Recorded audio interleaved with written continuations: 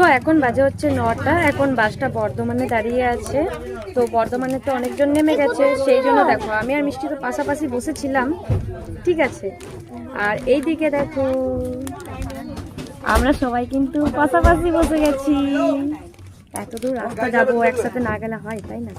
আর আমাদের পিছনে সিটে আমার মা বাবা বসেছে, আর তার পিছনে সিটে মা বাবা মানে আমার শ্বশুর শাশুড়ি বসেছে। তো বাবারা এখন নিচে নেমেছে অবশ্য। মা হাই করো, মা হাই করো।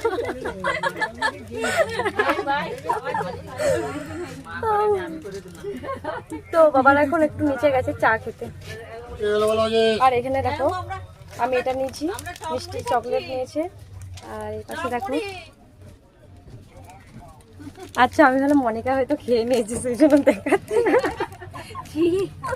তাহলে চলো আরো অনেক ভালো ভালো ভিডিও দেখ।